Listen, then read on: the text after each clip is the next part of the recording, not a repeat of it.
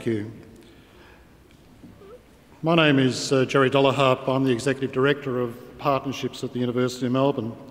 It is my very great pleasure to welcome you to BMW Edge here at Federation Square. And in doing so, I would like to acknowledge the Wurundjeri people, who are the traditional custodians of this land. I would also like to pay respect to the elders of the Kulin Nation, both past and present, and extend that respect to the Indigenous Australians present here this evening. It is a great honour for the University to be involved in this Just One World Forum at the Melbourne Writers Festival, where we'll ask the question, health at whose cost? One Just World is a national forum series, a partnership between the Australian Government's International Development Agency, AusAid, the International Women's Development Agency, World Vision Australia, and a university in each state. For tonight's forum, we are joined by the Melbourne Writers Festival, Melbourne Conversations, as well as the University of Melbourne. One Just World is about providing a platform for ideas and conversations on important development issues and how these might be addressed, to enable you to talk directly with those involved in development, to make your own suggestions and find out more about ways in which you can get involved. Our newspapers and TV screens regularly report on the health of the world's population, preventable illnesses caused by malnutrition, poor hygiene, and lack of access to adequate health care. This accounts for millions of deaths each year in our own region. We may feel concerned and appalled at the shocking images that confront us, but sometimes we think about them as out there, over there, or somehow removed from us and our lives in Australia. Tonight, our speakers will be challenging us as individuals to reflect on our own personal obligations. They'll also challenge us as individual Australians to consider the health of the global poor, especially those in our own region. I expect some very interesting discussion and debate, and some answers on why this is happening and what can be done. I will now hand over to Tracy Hutchison, our moderator for the evening. As a Melbourne-based TV radio broadcaster, journalist and writer, she has been a passionate advocate for social justice issues. Tracy's career has spanned the gamut of broadcasting and media, including the 7:30 Report, ABC Radio, Triple J and Triple R, as well as The Age. Ladies and gentlemen, please make Tracy feel welcome. Thank you.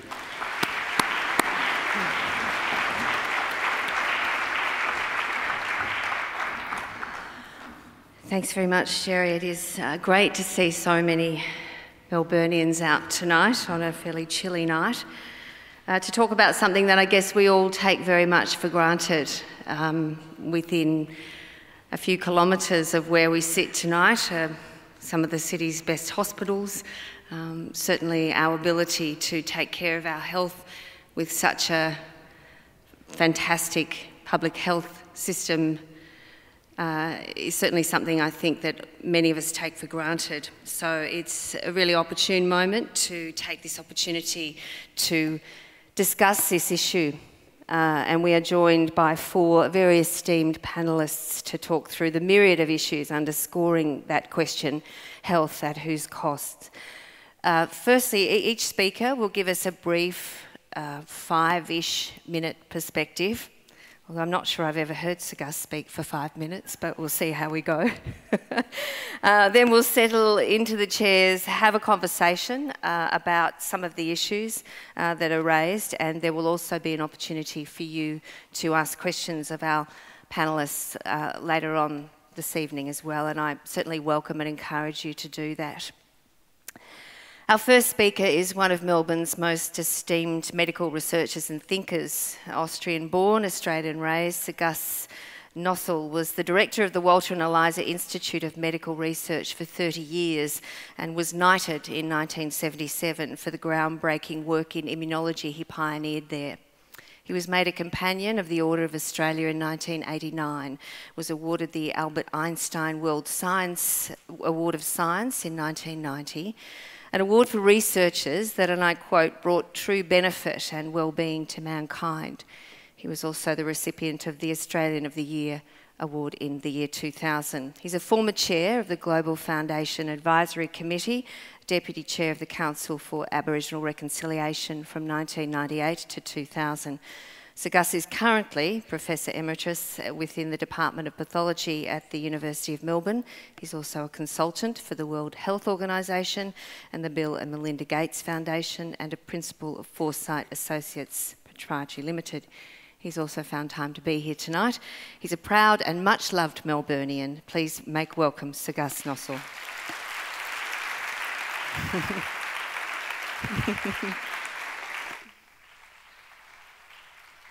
Thank you very much indeed, and good evening, my dear fellow panellists. Good evening, ladies and gentlemen. Yes, it is great to see so many of you here for this important forum. I want to start with a quote from the Irish poet, Nobel laureate Seamus Heaney, who said, "Even if the hopes you started out with are dashed, hope has to be maintained." I've been in international health for 40 years now. I've seen many hopes dashed. But I detect that in the last decade, a new breeze is blowing. New and legitimate hopes are stirring, and in the next decade, we might see real progress.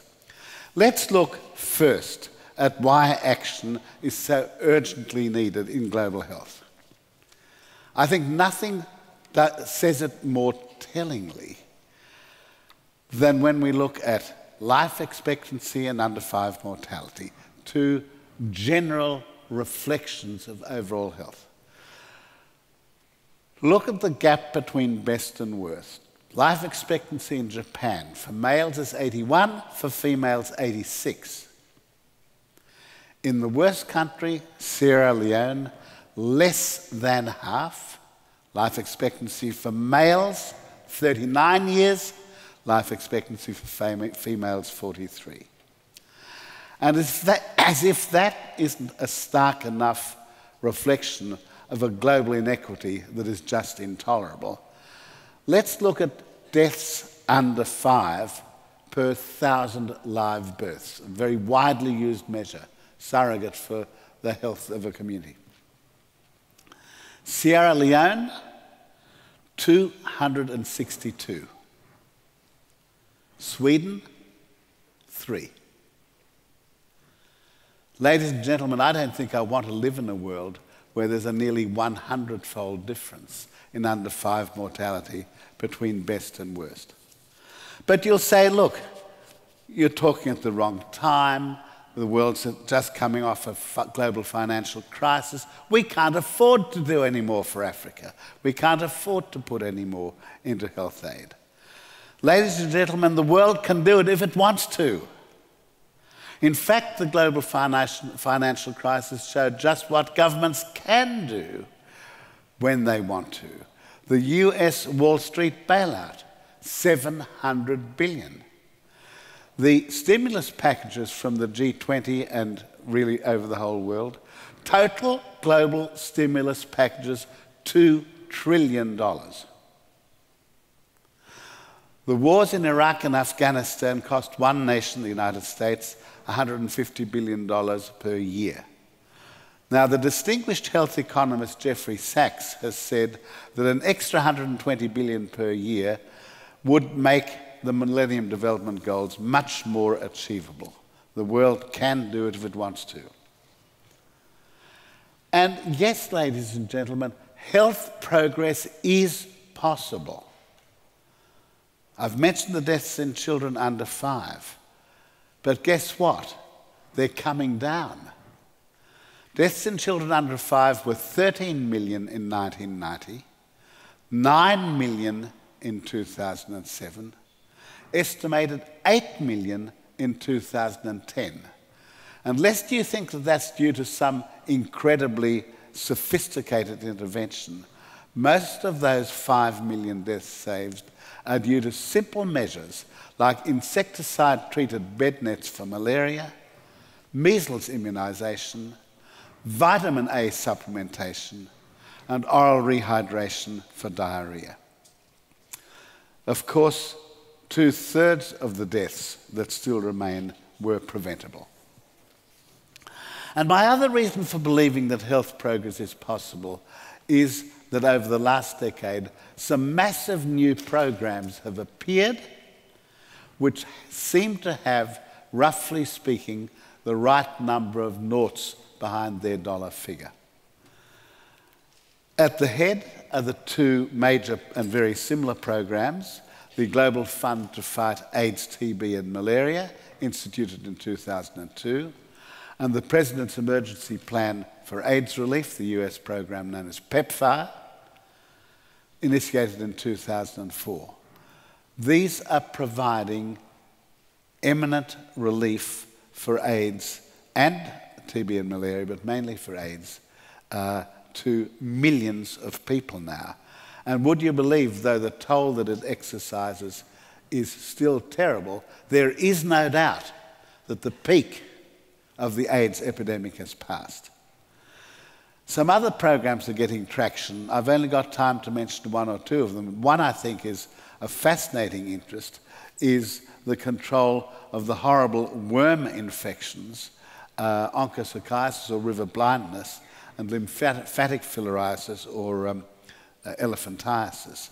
These are being treated by community mass administration of drugs like ivermectin twice a year, if you want, deworming the community, putting it bluntly, and that is having quite remarkable success.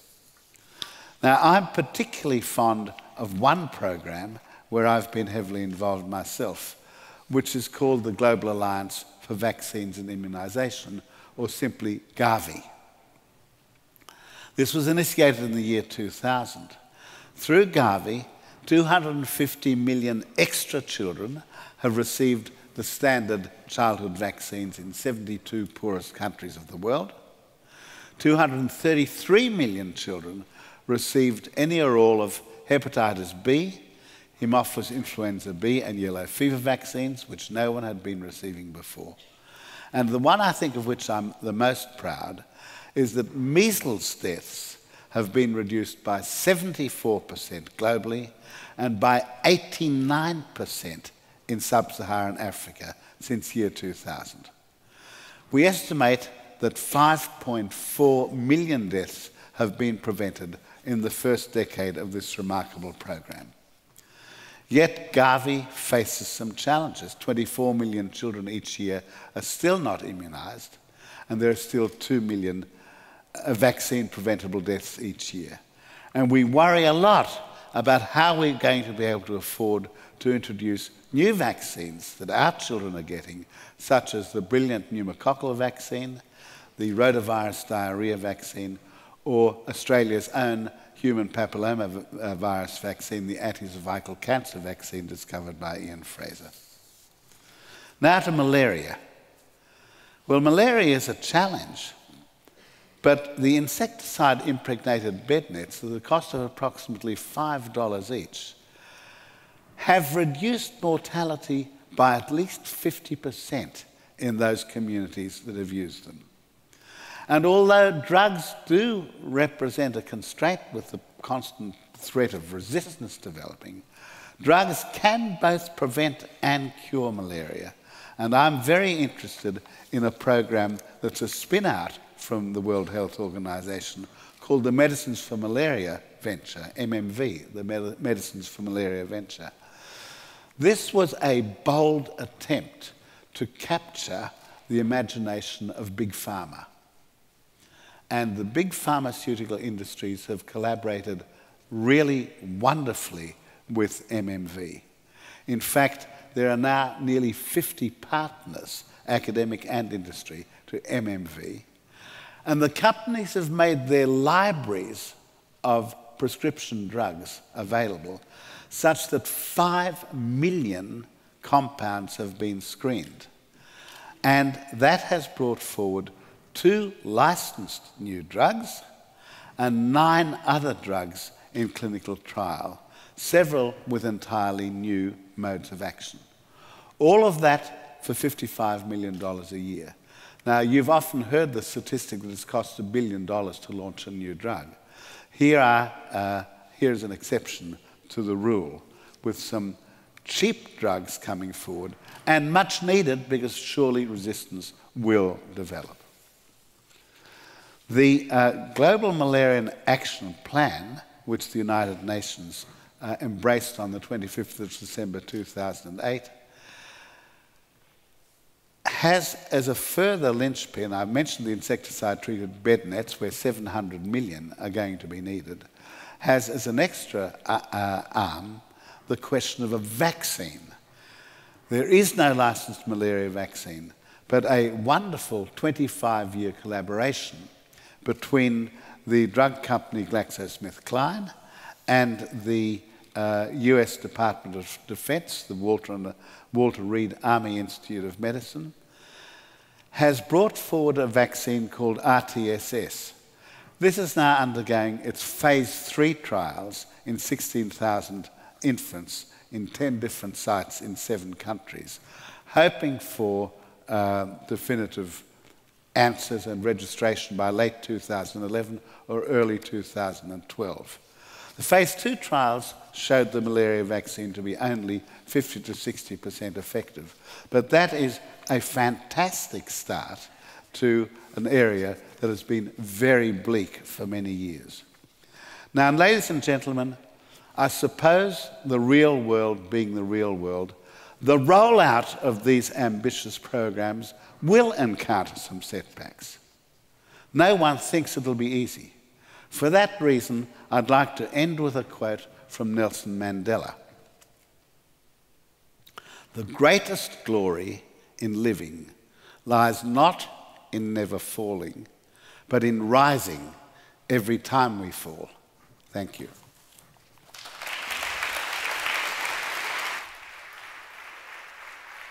It's Paul, isn't it? Thank you very much, Sir Gus. Thanks also to Paul, who's signing for us tonight. We continue our stellar lineup tonight with the Minister for Community Development and Women in Papua New Guinea. Dame Carroll Kidju is widely respected and regarded as a visionary reformer for her work on women's rights and advancement in the Pacific region. She's facilitated major legislative reforms on rape and sexual assault, as well as legislation on child sexual abuse and sexual exploitation, and considerable work and advocacy around issues of poverty, Indigenous rights and people with disability. She was awarded the PNG International Woman of Courage Award by the Secretary of State of the United States in 2007 and named Pacific Person of the Year. The following year, she was the recipient of the Regional Rights Resource Team Pacific Human Rights Award, and in 2009, she received the Cross of Knight in the Order of the Légion d'Honneur, the highest award for a non-French citizen. Dame Carroll represents Oceania on the FIFA Committee for Fair Play and Social Responsibility, is the Pacific representative on the board of the Commonwealth of Learning, an international advisor on the board of the Cairns Institute, and is a member of the Global Commission on HIV and the Law. She's also a good Queensland girl at heart. Please welcome Dame Carroll Kidju.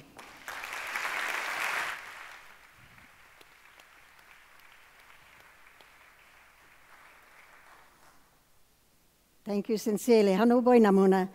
We have already acknowledged the traditional owners and the Indigenous owners of this land, and I'd like to acknowledge my mother-in-law, my late mother-in-law, the people of Pari Village, the people of Moresby South, because without them I wouldn't have the privilege of being here today, so I thank them for their support. I'd like to start with a picture in the Highlands area of Papua New Guinea. A Catholic nursing sister, but it could be, she's actually from Germany, but it could be a Papua New Guinean anyone. And hears this calling from the other ridge. And she hears a man calling. And every now and then during the day, she hears this calling. And then later in the afternoon, all day it had taken, she sees this man struggling up the mountain range with a big bilum on his back. The big bilum is the one you carry firewood in. And she recognized the sounds of a woman moaning in labor in that bilum bag. And this man had carried his wife in the bilum bag to try to get help because her birth had not gone normally. She was suffering from obstructed labor. The sister there'd been a lot of tribal fighting in the area. She had trouble trying to find a vehicle.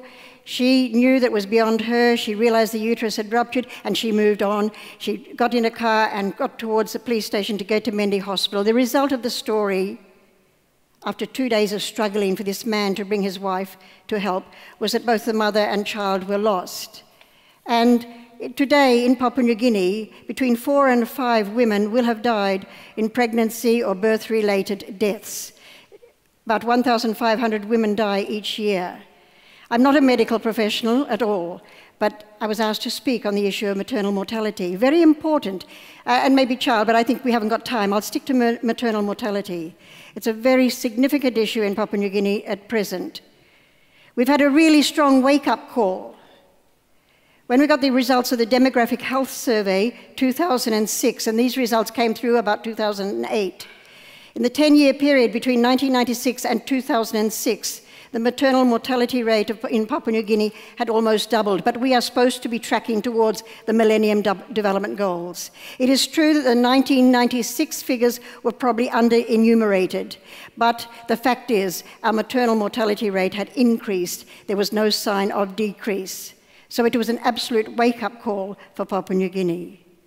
We know that we are facing a major challenge in this area. 60% of women in Papua New Guinea give birth with no skilled birth attendant at all.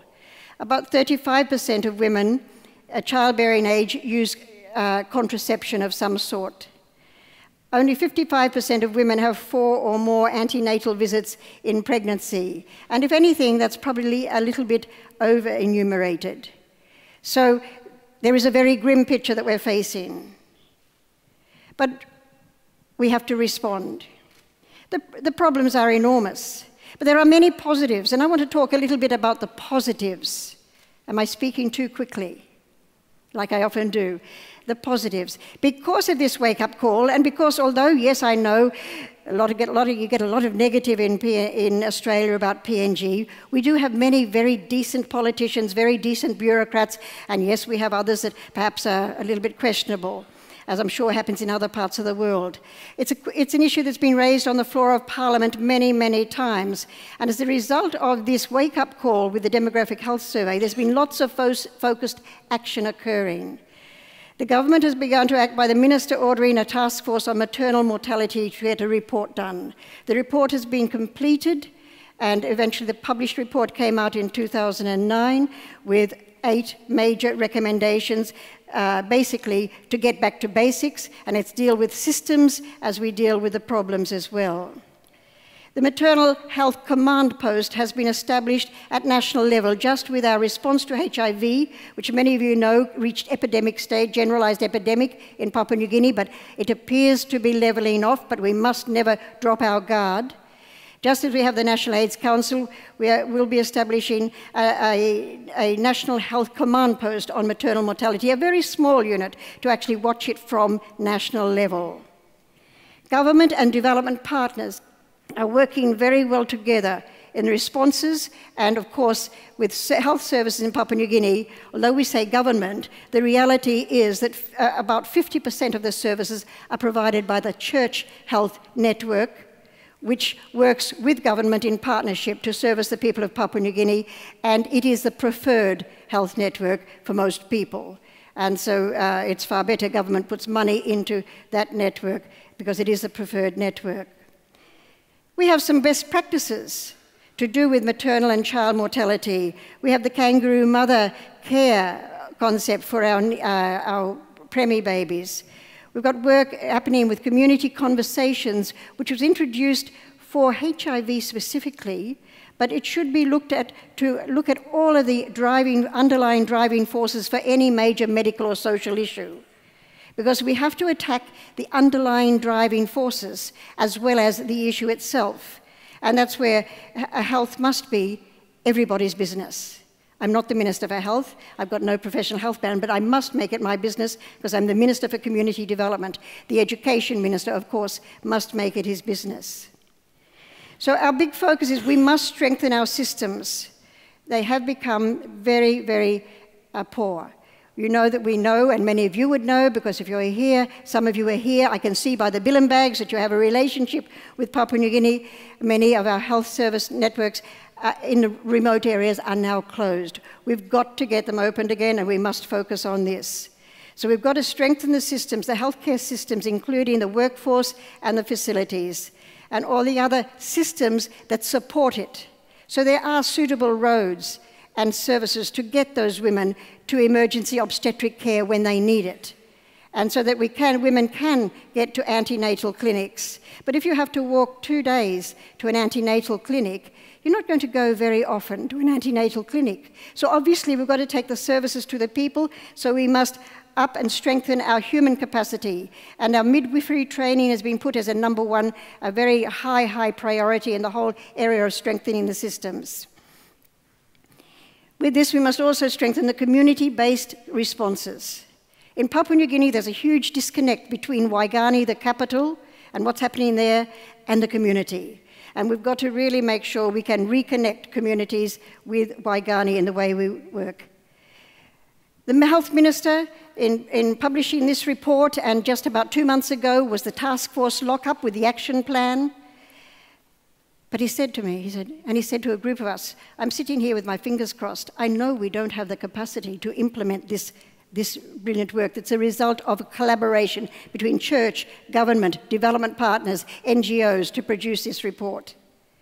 And so another initiative is happening, which really was the catalyst for it came from Australia, when the Australia Safe Motherhood Initiative CEO Dimity came up to visit us in PNG, and at the same time, Mary from the Australian Reproductive Health Alliance came up to see us, and so I organised a very quick last-minute forum at Parliament. And so we're now working towards establishment of a PNG Alliance for Safe Motherhood, which will, of course, align with the Australian and with the global movement.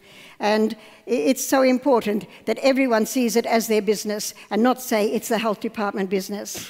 That the partnerships must integrate, not have parallel partnerships, as we try to tackle this massive problem that is facing women in Papua New Guinea. Yourselves here, you're coming here as very concerned citizens, active citizens. What can you do? What can you do to help the women in Papua New Guinea and help stop the deaths of women in Papua New Guinea during childbirth? Talk about it. Talk about your local member. Encourage them to keep up. Encourage for the funding from AusAid to keep coming to PNG in these very targeted areas. Join Safe Motherhood Alliances and get involved by spreading the word that there is an emergency that must be addressed. And the key messages, because I know we're just supposed to introduce now, we must remember that every mother matters. Sometimes in Papua New Guinea, you become very fatalistic about your health. Sometimes you're not very proactive because you just feel it's all beyond you, and people tend to be fatalistic and just accept that women will die in childbirth more than they should. So we must get the message out very clearly that every mother matters, and we must cut down on the number of maternal mortality, the maternal mortality rate. We must say it is not just women's business.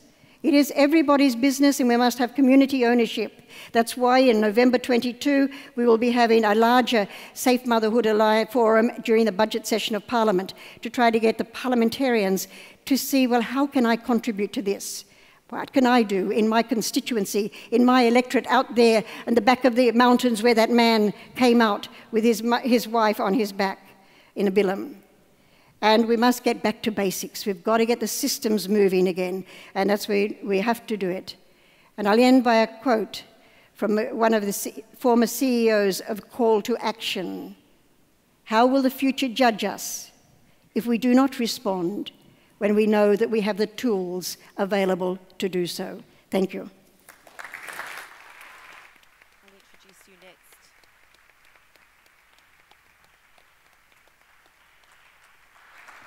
Thank you very much, Dame Carroll. Our next speaker joins us tonight from Afghanistan, a country we know is in the news for all the wrong reasons, but one I suspect most of us know very little about beyond what we see reported in the news. Dr. Sakina Yacouba is in Melbourne as a delegate at the UN conference Advance Global Health. Sakina's two great passions are her country, Afghanistan, and the importance of a good education. With that in mind, she founded the Afghan Institute of Learning in 1995 in an attempt to increase literacy rates and education in her home country. She continued this work through the reign of the Taliban. No mean feat in any circumstance, but particularly when militants targeted schools and individuals who appeared to be influenced by Western culture.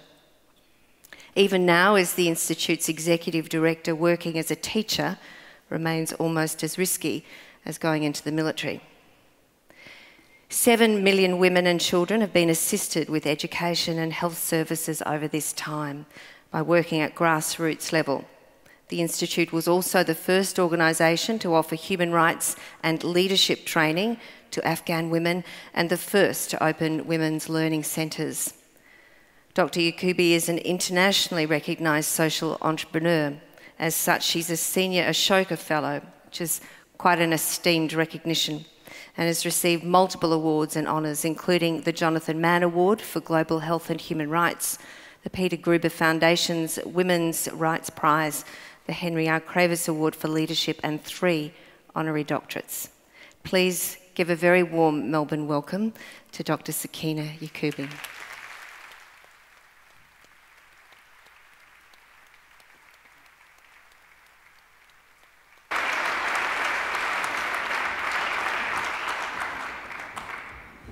أعوذ بالله من الشيطان الرجيم بسم الله الرحمن الرحيم.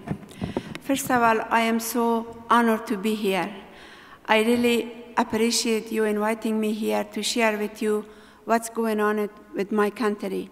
And specifically, I am honored to be in Melbourne because I find Melbourne a wonderful city with wonderful people, with warm-hearted. Thank you. What we are doing to achieve the MDG goals in our organization. As you know, Afghanistan has been through war for 30 years. Going through war for 30 years, the victim was the women and children in Afghanistan. Being the victim is something that is completely destroyed the women of Afghanistan. It destroyed them as a whole, not as a woman. Their complete life has been destroyed through the war. How could you reach for those women to try to teach them about their health, about their body, especially that 80 to 90% of the population are uneducated, they are not able to read and write. So for just that purpose, our organization decided to really target universal education, equality, gender equality, and child maternal health in order to reach for the MDG goal. Why we are targeting universal education? Because the women of Afghanistan need to know what's about their body, because they don't know. They do not have any training in hygiene, in nutrition, in child development, in their own body. As a matter of fact, most of the women in Afghanistan went through the early child marriage. And when you go through early child marriage, you know you by yourself are a child. How could you take care of a child? How could you deliver a child? And especially in a country that the health service is not available. In the rural area, in the villages, people do not have a clinic. They don't have a midwife. They don't have a service that they can go and deliver their baby. Most of the baby is being delivered at home. And that's the reason we try to provide education, try to train those people, try to train the women, and also the grandmother, the auntie, the neighbor, how to take care of those women to try to deliver their baby. Because as you know, maternal mortality rate is one of the second highest in Afghanistan. We lose so many babies and so many mothers, because the mother don't know how to take care of their children. So we try to implement program, try to teach them how to protect themselves, prevent themselves from different diseases. Because right now for Afghanistan it's too early to just say we are going to open clinic and we are going to have a hospital, because most of the place is not applicable. We have, yes, hospital and clinic, but you know, human resources, so shortage. We don't have enough doctors. We don't have enough nurses. We don't have enough midwife in order for us to provide those services. So, as an individual, everyone is responsible to take care of everyone else's health and to try to help. In order to help, you must give them training to be able to teach them how to protect themselves, what to do in a situation of emergency. In a country that there is no water, the water is not available, we don't have clean water. How do you teach people to take care of themselves when they don't know that in this water is the reason that they get sick? So we must train them how to cure the water, what to do, how to use the water in order to not to get sick.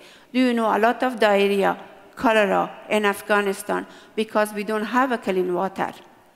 Yes, there is a clean water maybe in the city, but most of our population live in the village. They are farmers. They are far away from the city. And also the situation in Afghanistan is right now, as most of you know, there is still war in Afghanistan. Safety is not available for those people. When they want to travel to come to the nearby site village like clinic or hospital, their safety is in danger. Most of the family will not allow their wife or their daughter or their children to go out of the house to go to big city because of security. Security is a big issue in Afghanistan. And that's the reason we decide as an organization to implement program to train people how to protect themselves. And it has been very successful. We have reached many thousands and thousands of women and children, but still we have a long way to go. Gender equity, why we target gender equity? Because in Afghanistan, you know, always half of the population has been considered. The other half, or more than other half, are women. Women have been completely ignored. So if you really want to have a healthy nation, you must target the other half of the population, because those half are the ones who are taking care of the rest of the population. So we must really try to teach them and work with both sex, male and female, and try to teach them because they have been abused. A lot of women has been abused through violation. You know, many things happening in Afghanistan, especially when war is there. Men are frustrated, or they don't have a job and they don't have money. The first victim is their children, to beat their children, to beat their wife, to do all kinds of violence against them. So we must try to train those men to be able to work with those women in a human manner. Right now, that's another biggest issue. Maternal child health, what we do, we try to train people side by side as education, also health education. We do have some clinics. We have about 7 clinics all over Afghanistan. But what we do in those clinics, we try to teach them side by side health education, because we believe that reproductive health, hygiene, malnutrition is so important that we have to target those populations through those kind of prevention, because right now the service is not that much available in Afghanistan. We don't have it. We don't have resource, we don't have human resource. So as a result, we must work, try to train them, try to help them to help themselves. And that's we are trying to implement programs such as nutrition program, such as reproductive health, such as hygiene, and to people can protect themselves. So these are the issues that we are trying to achieve the MDG goal. And we have reached like about 7 million women and children in that area. And we run hospital right now, but we really need a lot of resource for it. Thank you. I would love to talk about it more, but I think that I will prefer to answer questions from you people, and thank you for listening. Yes.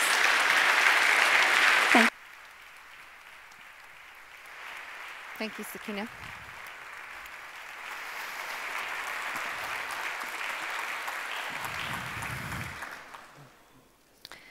Thank you, Dr. Sakina. I guess it's a timely reminder of our own country's links to yours at the moment. Well, as you know, tonight's discussion is held in association with the Melbourne Writers Festival, in addition to Melbourne Conversations and the University of Melbourne, and our next speaker is very much at home in literary circles. Angela Savage is a community healthcare advocate turned novelist. Her first novel, Behind the Night Bazaar, won the 2004 Victorian Premier's Literary Award for an unpublished manuscript category, and when published it was shortlisted for the 2007 Ned Kelly Awards as Best First Book. The book is based largely on her experience in Southeast Asia working with the Red Cross to set up a program on HIV/AIDS during the 1990s, after which Angela established and headed the Australian Red Cross HIV/AIDS Mekong sub-regional program. She spent several years with Sexual Health and Family Planning Australia, working mostly in the South Pacific, and currently heads up a peak body of community development organisations in Melbourne. Angela's second novel, The Half-Child, was published recently, and she is a guest of this year's Melbourne's Writers Festival and is also with us tonight. Please make Angela Savage very welcome.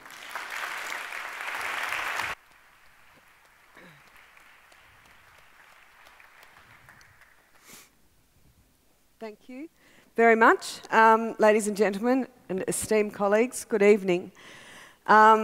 Sitting on that panel listening to the speakers, I was reminded of all of the reasons I loved working in international development and why I miss it so much. And I'm here in my capacity, however, tonight as a writer, and so my presentation is a lot more personal.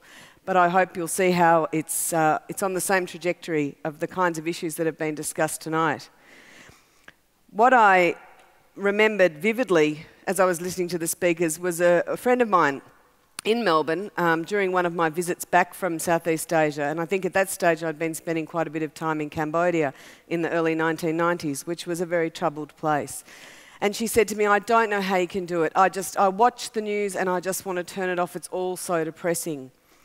And I said, I feel really sorry for you, because I'm there and I'm seeing something that's the opposite of depressing. I'm seeing the hope that Sir Gus mentioned. I'm seeing the work of people like Dr. Sakina and Dame Carroll, and I have no excuse to do anything other than hope and to try.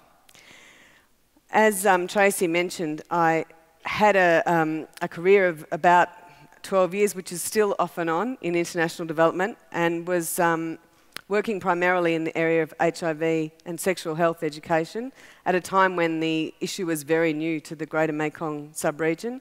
I had the privilege of helping the Lao Red Cross to establish its program on AIDS, and worked in Vietnam, Cambodia, southern China and Burma during that time. But I'd always wanted to be a writer, and so after 6.5 years in Southeast Asia, I returned to Melbourne with the ambition of fulfilling this long-held dream. I think I just had to have an interesting enough life before I could start writing. And I took some time out of the workforce and went about this attempt to write my first novel, which was a shamelessly autobiographical account of a 20-something Australian woman's experiences in Laos in the early 90s. And I got to the end and thought, no, this isn't going anywhere. Lots of textual detail, no plot. So I turned to crime, as you do. I was writing short stories, and one of them won third prize at the Sisters in Crime Scarlet Stiletto Awards. And that story was set in Bangkok and featured an Australian expatriate detective called Jane. And that was enough encouragement for me to pursue this genre. Interestingly, the more I got into the crime genre, the more it seemed the appropriate vehicle to explore the kinds of issues and ideas that I had, because working cross-culturally is a lot like being a detective. You're always trying to figure out the big picture from a small set of clues. You're trying to work out a reliable source from someone who's just trying to, take you for a ride. And you're searching for meanings lost in translation. And I also believe that contemporary crime is where you see the most vivid critique of contemporary society. Some of us, crime writers, including my colleague Gary Disher, would argue that non-genre literary novels have kind of lost the plot in that area, with few exceptions. So writing gave me the opportunity to reflect on my experiences And also because I've always enjoyed reading the kinds of books that at the end of which I get to and I think, oh, I think I've just learned something. But I didn't feel like it at the time, and I didn't feel like I was being hammered over the head. I wanted to write those kinds of novels too, and I wanted to write novels that are based around ideas, but that are entertaining reads. And I thought I would read a short extract to give you an idea about how some of the ideas that I grappled with as an aid worker have been translated into my fiction. I hope that it doesn't come across as didactic. I found that one of the best ways to not write autobiography was to give the minor characters in my story the traits that I might have had. So there is an HIV activist in this book, but in fact the main character finds his whole work in HIV a real distraction to their relationship, and that was quite freeing. So in this passage that I'm reading, the main character, whose name is Jane Keeney, is reflecting on an inappropriate relationship that she's found herself in with an Australian Federal Police officer, and her friendship with the aforementioned HIV activist, and grappling with some of the issues that their relationship has thrown up. And the novel centres around paedophilia and is set during a time when the Australian government instituted the new extraterritorial legislation to allow the policing of child sex crimes committed overseas. It wasn't only their relationship that made her uneasy. Jane also had doubts about Mark's management of the case. He insisted there was a straight line between the problem and its solution. Paedophilia was a crime and those who perpetrated it were criminals. Solution? Arrest those responsible and put them on trial. In this, he had both the letter of the law and common sense behind him. What made Jane sceptical was that Mark clung to this belief despite his experience. Didier would say such responses failed to take into account the complexity of the problem. They're missing the point, he'd told her. For every pedophile put behind bars, there's at least one other to take his place. For every child rescued from a brothel, the ratio is much higher. In the poorer areas, there'll be 5, maybe 10 others. And those in power will keep turning a blind eye because they benefit the most from maintaining the status quo. It's not about individuals, it's about the whole rotten system. So what's the solution? Didier shrugged. We must find a way to eradicate poverty. Oh, great, she'd snorted. It's good to see you setting realistic goals. But it's true, mon ami, he said with a sad smile. The arrest of one Australian pedophile might keep people in your country happy, make them feel good because their government looks like it's doing something, but it won't change anything. Surely it's better to do something rather than nothing. Didier looked so disappointed she regretted her words. Maybe you're right, he said. Maybe I'm not realistic. But for me, well, it's like wearing glasses. I can take them off. He removed his spectacles and waved them in the air. But I can never look at the world again without knowing what I see is out of focus. Meaning what? Meaning I cannot support doing something when I know it will not work. In that, along with everything else, Didier set his sights on the biggest possible picture. The path he plotted between the problem and its solution was as circuitous as Mark's was direct. Caught between the two, Jane saw merit in both, but was satisfied by neither. Thank you. Thanks, Paul.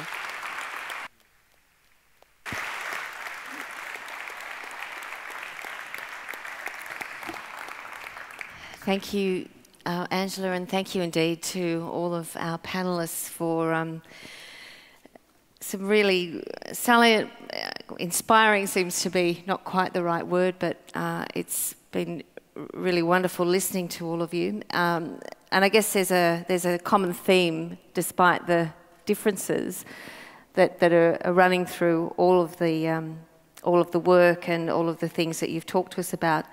I'm going to start with Dr. Sakina and pick up on Angela's theme about, I guess, that dilemma of thinking that the problem is so insurmountable that it's easier to do nothing, and starting, as you did, on an education reform from a very unlikely background that started with your father, which I think is also something that a lot of people would find slightly challenging to the stereotype of Afghani men. Do you want to just take us to the heart of what started your own commitment to thinking that education was the key to the work that you've been doing? Thank you. Thank you very much for this question. Yes, I think that one thing as a child, when I was growing up in Afghanistan, I just day to day, I saw that many women are being taken to the graveyard because they were delivering baby. And also I was seeing that many children are being taken to the graveyard because they were dying.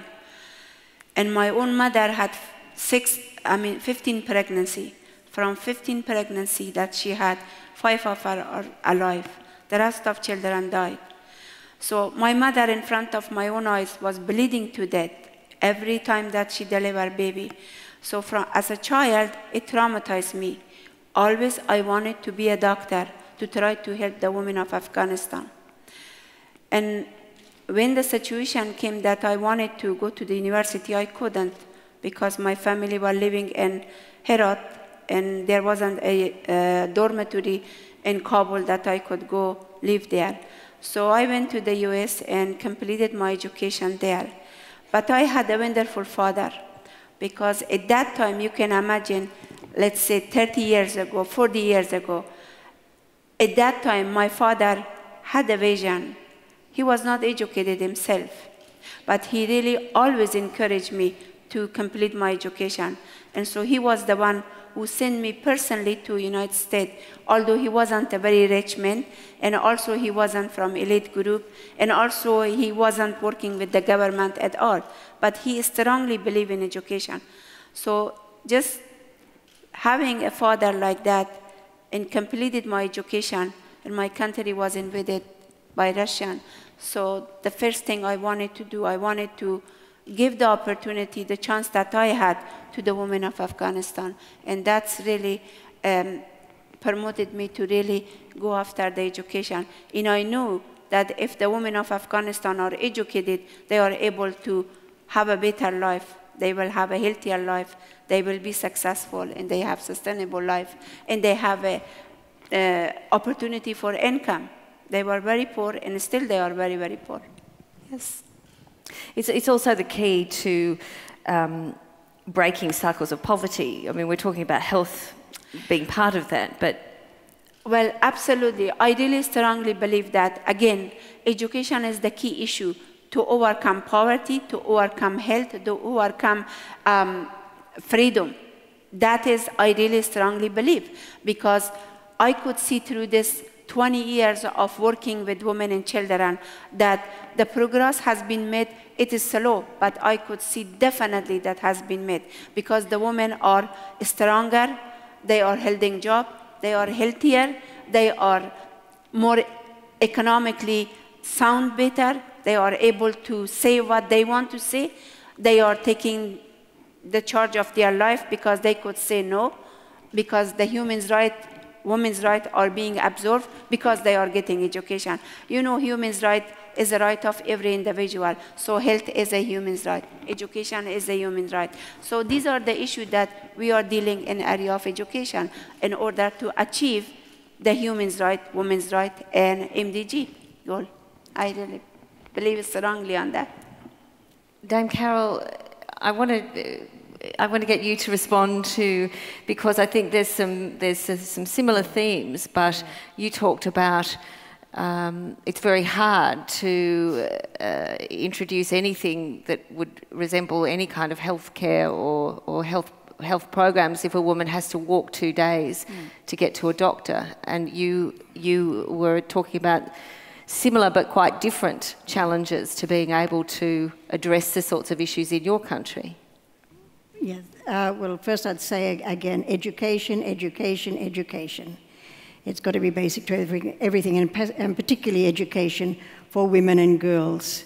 And we've got to look beyond the formal systems.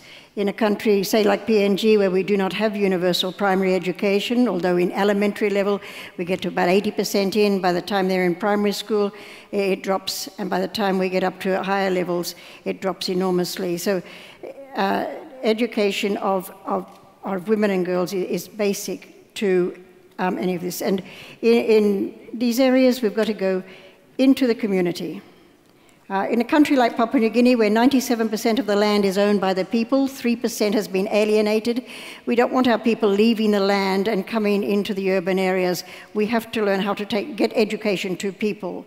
And of course, some will leave, but we want them to be able to go back. And so here we need to leapfrog into the future, as in my thinking. Only a few weeks ago, I was sitting on the top in a village up in Kokoda when I walked in with some of the families from here, a couple of families who lost their loved ones in the crash last year, and we went up to the crash site. Here I am sitting up there near the crash site on my BlackBerry, taking in emails, and around me are lots of kids with this typical distended stomachs of kwashiorkor, protein deficiency. Now somehow we've got to combine those two worlds, and we've got to get the modern technology to be able to leapfrog us into the future and take knowledge to people and think beyond the box into flexible outward learning. And this is what I've focused on in my own electorate. Although my electorate is urban, I've focused on the masses that have missed out on the formal system. Because as long as we have increasing masses missing out on the formal systems, other issues kick in, like law and order problems, frustration, and all of those things. So we must reach our people with education. Yeah. So Gus, you've been nodding significantly. And I want to ask you, I guess, to respond to, you talked about the Global Alliance for Vaccines, of which you're immensely proud, and rightly so. But listening to Dr. Sakina, and in fact also the experience of Dame Carroll, both countries with their share of law and order problems, the most extreme, of course, Afghanistan. How do you, I mean, and both women have talked about education being the key. Is that what you see the greatest obstacle to achieving a global health a priority for global health? Well, you won't get this passionate advocate for health ever to say a word against education. I mean, in my darker moments, I say to myself, well, health and education are both important, but education might even be just a bit more important. So I totally agree with both speakers. I do have a very specific question, however. You might think, I'm not trying to squib your question, but you might think there's a bit more too specific. But I am constantly appalled by the fact that we rich countries hire brains from the developing countries that are so desperately needed there. And Dr. Sakina mentioned specifically doctors and nurses. Now, what, if anything, should we be doing to stop England, Canada, Australia announcing in the newspaper, we've just taken 300 nurses from India or Fiji or wherever? Isn't this a very big problem? And aren't we being unutterably selfish when our own training programs could rapidly make up for the shortfall in nurses that we have if only we supported our educational systems enough? That's absolutely. Well, I would like to just say a few things. In Afghanistan, we are trying to provide education, try to train people to be a midwife and a nurse.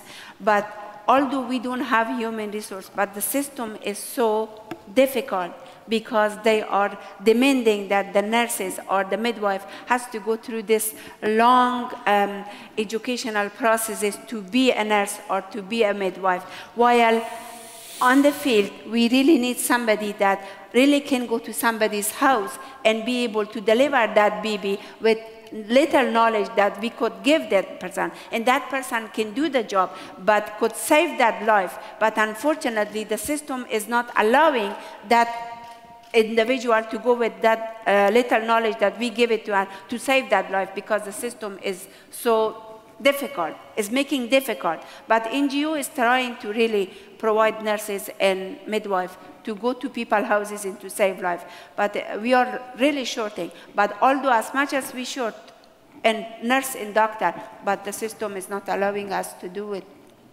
Angela, I might just bring you in and talk about some of the community-driven reforms that you've worked in, and indeed our speakers are obviously very passionate about as well.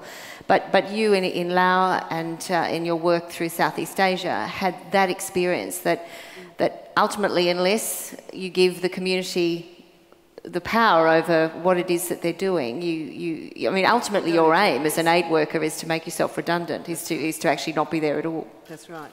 And it's interesting, I see a real nexus of education and health. I've seen that in my work in integrated rural women's development through sexual health and family planning, because education was always the first thing that the villagers asked for when we went in. Education, education, education. So, but of course the children can't go to school if they're sick, and they're often sick because of preventable diseases or poor water and sanitation. So one thing leads to another, and projects start to become much more responsive to need. And we need projects and we need funding to be able to be flexible to respond to those needs as they emerge. But the example that always stands out for me about why we need to listen to communities and why as aid workers we need to go in with a sense of humility and a sense of needing to learn. And this is a very grassrootsy kind of example, but in the villages we were working, one of the objectives was to get people to pen their animals, pen their pigs and their chickens and things that otherwise ran around the village and, you know, made the village pretty messy. And it was a public health and hygiene strategy, and it was supported by government policy. And we would go into villages to monitor progress of the project, and we'd walk in the village and the animals would be running around, and we'd talk to our project teams, you know, what do we need to do to make a difference? And they'd say, well, we have to keep telling the villagers to pen their animals. We have to keep telling them it's government policy. And then we introduced a participatory evaluation that was really about, you know, asking good questions, getting people to be comfortable telling us what was really going on. And what emerged was that there were two different issues going on in the villages. One, the villagers said, well, we don't have latrines, we don't have toilets. So the foraging animals actually keep the village and the surrounding area clean of human excrement. Okay, very logical use of animals. But it also gave us then the leverage to go in and say, okay, latrine building, that becomes another part of this project initiative. In the other case, the villagers were actually, the village that they lived was a village they'd been forcibly relocated to. They were an ethnic minority people who traditionally practice Swidden agriculture, which is slash and burn. And their real village, their heartland, was up in the hills, a 3-day walk from the village they ostensibly had been allocated by government. So they weren't penning their animals, because if they left their animals in pens for the amount of time it took them to march up the mountain, do their farming and come back again, the animals would have died of hunger. And that was a harder issue to address because it cut against government policy, but it spoke to at least starting to hear the voice. And we were working with low-order government officials, but for them to be in a position where they heard the voice of the villagers and started to perhaps question the authority of a central policy, just starting to chip away at that. And so there were a couple of very practical examples about why we need to, as I say, go in very humbly into these environments and see our role very much as resourcing local people to respond to the challenges and take control of their health and life, rather than seeing ourselves as any kind of experts. And also the complexity of the issue and I guess the number of levels that you need to be working on at any given time. You know, you've all said education is the magic wand, is the silver bullet. You know, if education is the answer, you know, why is it so hard to achieve the sorts of things you're aspiring to? Either of you, anyone? Well, I think that, again, for me specifically, I have been doing this for 20 years now, and education is, I think, that is the solution for it. It is not it's not hard to do it, but there is a system that is stopping us, for example, to get that education. For example, I will just tell you, we start a literacy program. Somebody who doesn't know how to read and write, and we design a fast-track classes. That means that from in 1 year they can go in 3 grade level higher. In 2 years they finish 6th grade, and by 6th grade they are able to read and write, and by 6th grade they will be able to take hygiene program, take a prevention method to how to cure the water, how to cure the environment to be cleaner, and how to do the hand wash, and to be able to take some hygiene procedure to be able to save life. So for us, for me as an individual, I think that is wonderful. We should do that, and we will do it. And we send that individual to a village and will be able to. But as a system is not allowing that. The system says, well, this person has to finish 12th grade, then has to go through nursing program to be able to do it. So this is something that we are going around, and we do it because we see that people are dying every day. We have no choice. So education is the issue, and it's easy to do it, and we are doing it. But if you really want to go to the formal way, we have a problem. Yes, we need doctor, but we don't have doctor because we cannot produce doctor. Doctor has to go through higher education, and to go through higher education, then they have to go to those steps. And in order to go to this step, we need money, we need funding, we need resource, we need, again, a system and leadership, and we don't have it. Dame Carroll? My background is actually education. I'm an educationist by profession, a secondary teacher and a curriculum writer. And when I had the privilege of being thought about for a ministry, many people thought I would want the education ministry, but I taught in that, and I knew that it alone was not the solution, as far as I'm concerned, in Papua New Guinea. So many people were not even getting into it, access, for various reasons, and so many people were being pushed out by a system of exclusion through examinations, etc. And so that's why I took on what was called the Too Hard Basket, the Ministry for Social Welfare and Development, renamed it the Ministry for Community Development, and I had a wonderful, wonderful secretary and senior management staff. I asked them to completely rethink the whole thing, and we're working on education through flexible learning models. And the linchpin at community level is fostering and enhancing and facilitating, strengthening the community learning centres that are already happening out there. People don't lie down and die and give up. They respond to their problems. They're extremely resilient, and they're also, already we've got a directory of thousands of learning centres around the country, women's centres, whatever. So we've been working, and we're still working. It's a long way. We've had rollouts so far in 13 districts, and we've got 89 districts altogether.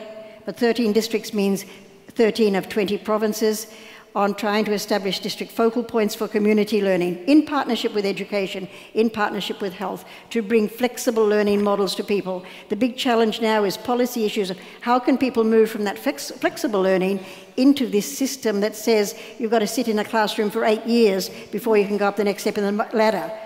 You know, crazy stuff. How can we have a community learning certificate? And that's the next policy thing to work on, so that people can move through. You know, so it's critical, and looking at appropriate learning for the needs of the communities. Yeah. So Gus, would you see that as one of the greater obstacles that you've observed in trying to implement the global work that you do?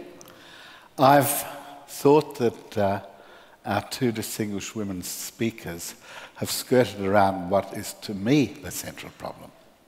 To me, the central problem is that male-dominated societies are not as passionately committed to the education of women and girls as everybody in this room is. I think it's a big problem. Maybe we might add that decision-making in most nations is dominated by males. I am 0.9% of the Parliament of Papua New Guinea. So maybe we have to change the decision-making balance also. in our nations.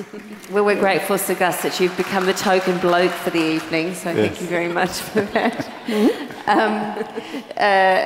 Angela, you're sort of nodding too, as this has been an experience of yours as well, and I guess there's a lot of people nodding in agreement in the room. I think one of the challenges, to go back to that greater question that Sir Gus posed before about, what do we do about these inequities, the poaching of talent from developing countries, and I was tempted to paraphrase my character and say we must eradicate poverty. But I don't want to be trite about that. I think that is a huge challenge, and I also concur with Sir Gus that in the last 10 years we have seen real progress. I've seen the HIV epidemic in Southeast Asia turn around from a time when it looked like, just appalling and terrifying to being something that's almost being managed as a chronic illness. So I think there's real signs of hope, but we as a community in Australia really need to keep up the pressure on our government to continue to increase the percentage of GMP that is committed to international aid. It's not very much at the moment. It should be more.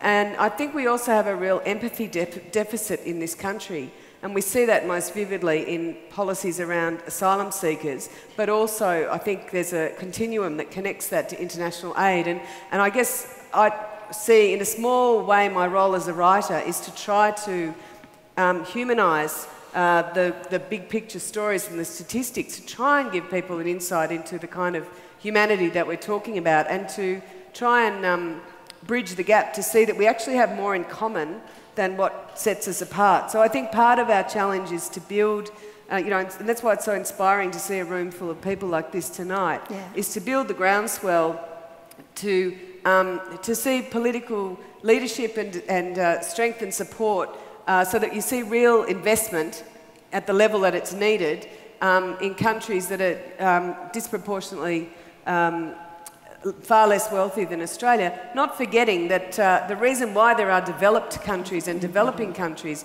has its origins in colonialism, and it's got nothing to do with the human resource in those countries or even the natural resources in a lot of those countries. And I think we have a historical debt to repay in that respect.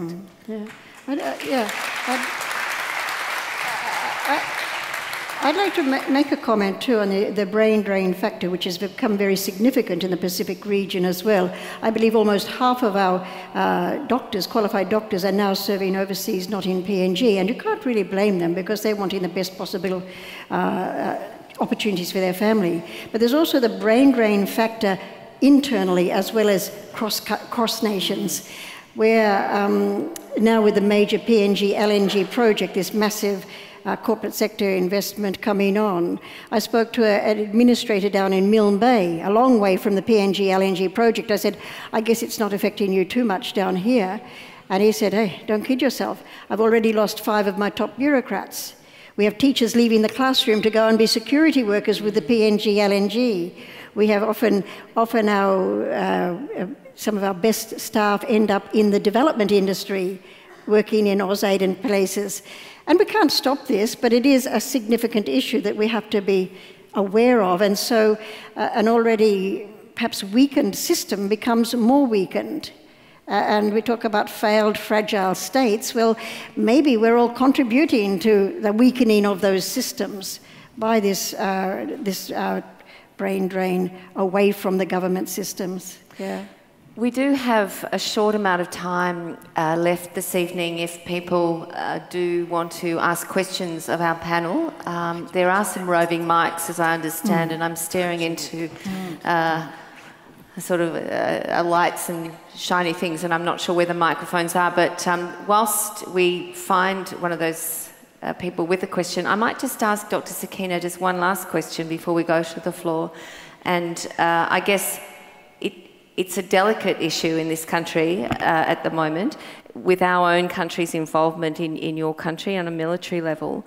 But I guess the kinds of things that you're talking about, how would you see the need for, I guess, the stability, the political stability in your country to contribute to the aspirations that you've got for the education of particularly the women that you're involved with, and how do you see, I guess, the military backdrop around that kind of playing into it? Thank you. I really strongly believe that the people of Afghanistan deserve that the NATO ally stay for a while in Afghanistan, and to really, in order for the people of Afghanistan to have the opportunity to rise up. Because for the 9 years that our country is struggling, still we didn't get the training and the service that we needed. This last year they are starting to give us some training, because I think the people of Afghanistan could not manage it without training and without job skill, because right now poverty is all over Afghanistan. Women of Afghanistan is trying. There is a lot of good things is happening in Afghanistan, but the security is not allowing people to go from state to state. So we really are in trouble if we want to go from different province to different province. We are not able to because of security issue. But if the security is allowed, we could reach out thousands and thousands more. And that is one thing that I really believe strongly, that the people of Afghanistan deserve to be listened to, and to civil society really are the victim right now in Afghanistan, especially women and children. Okay, I think we do have a couple of questions from the floor. We've got about 10 minutes left, and we do have to finish pretty promptly on time. So if whoever's got a microphone could stand up, great. Thank you. And my question is for the panel.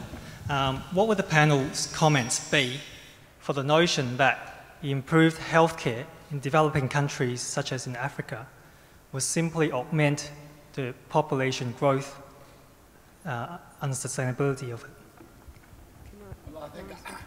I think I can take that one, because fortunately, to your important and frequently asked question, there is a very simple and 100% dead set sure answer. The way to control population is not through increased death rates. The way to control population is through decreased birth rates. And time after time, example after example of countries in transition has shown that as you can lower infant mortality rates and mortality rates generally, so communities who are not stupid voluntarily reduce the number of children that they have. One of the reasons why people in developing countries that are really poor have so many children is that they want to make sure there is at least one son, I'm sorry to say it has to usually be a son, to survive, so to look after them in their old age, because there's no other social security system. But, you know, demographers are absolutely united on this point, that the raising of death rates is not the way to control population growth. Thank you, Sigas. Yes, we have another question. Is it on? Yes, steady's on. Thank you, and thank you for your informative discussion. It's very, very helpful and useful to hear all you've got to say. I'd be interested to know what you think of the model that Cuba has been presenting the world of in the last 5 or 6 years, and the example of East Timor, where they have sent 400, I believe, doctors to far and remote places to practice medicine in places where people have never had medical practitioners before. But more importantly, they've taken 800 people, young people, across to Cuba to train them in the medical profession. And to me, it's a very, very strong message of where there's a will, there's a way. And this whole paradigm that we're involved in with international aid seems to be very piecemeal by comparison. That's my opinion. I'd just be very interested to hear what members of the panel think about that model, and whether there's any hope that the Western countries might be able to produce something of equal standards. I'll have a go at this and I'll shut up for dead set sure afterwards, because I have just come back, literally just 48 hours ago, from Rio de Janeiro, where I spent much of the time sitting next to Sir George Allain, who's from Barbados, and who ran the Pan American Health Organization for a good many years. The occasion, by the way, was a celebratory symposium for the 30th anniversary of the eradication of smallpox, and its purpose was to ask, what 30 years later have we learnt, and how can we use the smallpox eradication to do better with other diseases? And I asked Elaine, what did he think of Cuba? He said, well, of course, it's clearly the best health system in the world. Why is it the best health system in the world? It's the best health system in the world because the dictator makes community health, and for that matter, community education, a top priority. As simple as that. Cuba has one of the highest immunization rates in the world. It has remarkable mortality statistics for a very poor country, and therefore I'm 100% agreeing with you. If there is the political will, there is a way. It doesn't need immense riches. Thank you, Sir Gus. Thank you for that great question. And yes, can I just add very briefly to that? I think that we. And this is kind of a call out to the funders again and to the NGOs in the room, that we need to get better at evidence-based programming. I think the piecemeal point is very true, and we need to be looking to examples like Cuba as a model that can be applied elsewhere and that have been subject to rigorous evaluation, like Sir Gus has mentioned, where you can actually see the impact in terms of indicators, not just the number of people trained, but the impact that it's had on health and on mortality and morbidity statistics. we have got time for one last question, I've been informed, and it's you. Yes, hello. Do you know about the existence of RAWA, Revolutionary Association of Women of Afghanistan? And could you speak about it, please, a little bit? Okay. Thank you. Yes, I do know the organization. I know about them. They are very active.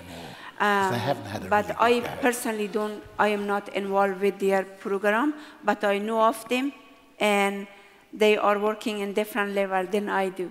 Yes. Thank you. That's all I can say. Okay. I've been instructed by the Sir on the panel that we should take another couple of questions, so let's follow the token bloke's advice and take a couple more questions from the floor. Yes, that gentleman up the back, thank you. Hello.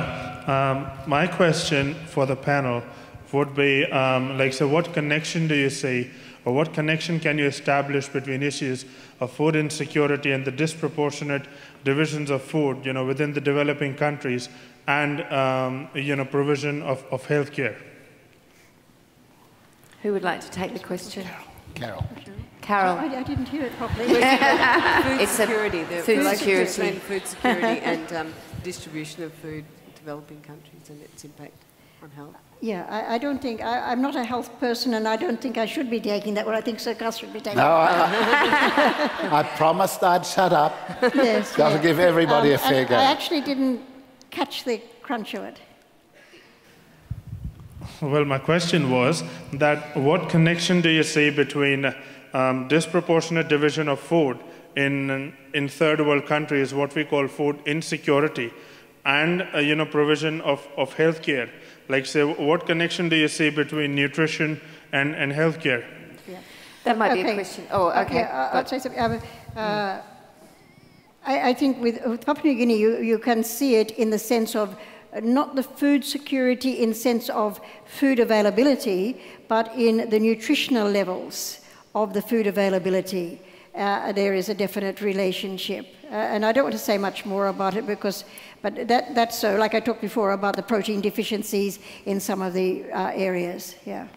Sakina? Yeah. Yes, for example, in Afghanistan right now, people are living in poverty. And when people live in poverty, they don't have enough. How about nutrition-wise? They don't get anything. So, and according to that, people are sick because they don't have enough.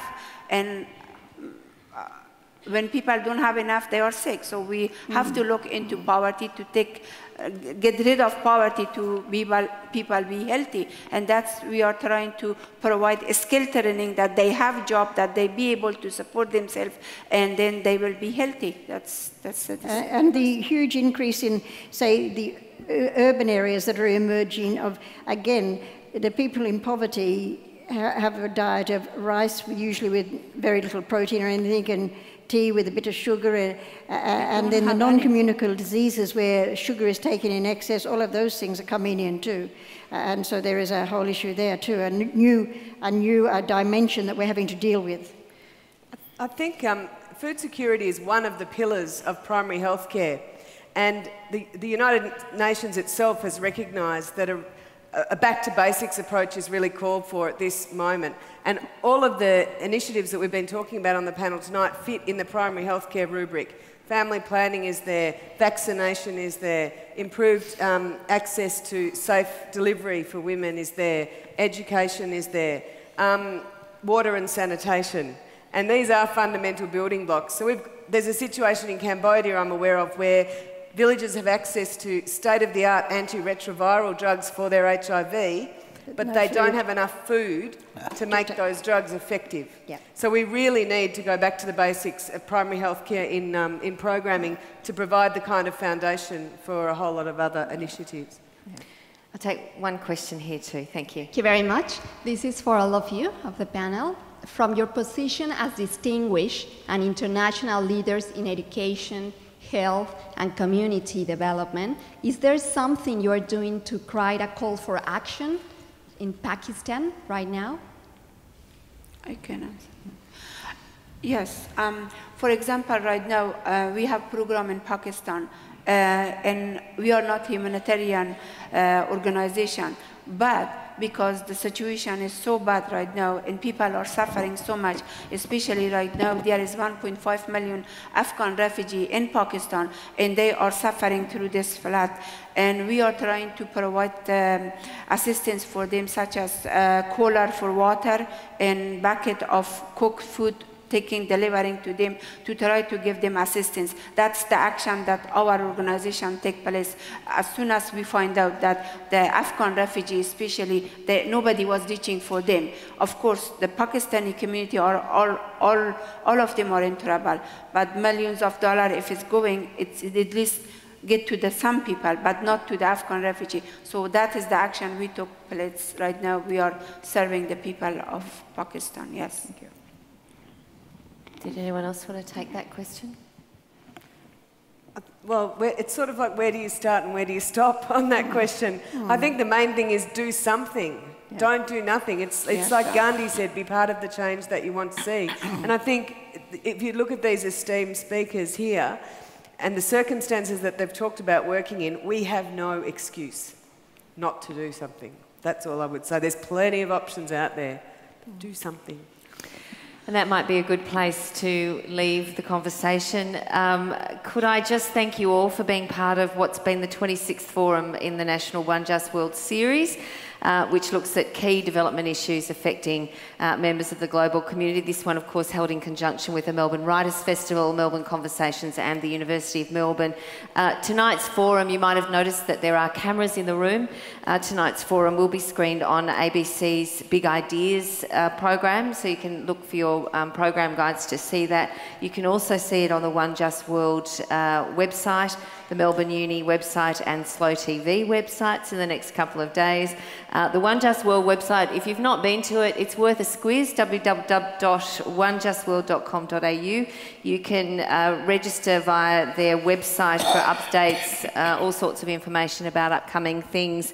You can also add your comments and suggest ideas about other things that you might like to see the organisation be involved with. And just feel like you're part of a community that, as Angela's beautifully articulated to finish this conversation tonight, that you know, if you want to live in a better world, then you've got your own responsibility to take some charge of that and be part of it to build a more just and equitable future. So thank you to the partners in this forum, the International Women's Development Agency, AusAid, World Vision Australia, the Melbourne Writers Festival, Melbourne Conversations and again Melbourne University. And also please thank our wonderful speakers tonight. tonight, Sir Gus Nossel, Dr. Sakina Yacouba, Dame Carroll Kidyu, and Angela Savage. I'm Tracy Hutchison. Thank you so much for coming out on a wonderful night, and I'm sure our guests will only be too happy to continue the conversation with you. Thank you very much, and thank you to Paul as well for signing through the night. Thanks so much. Good night.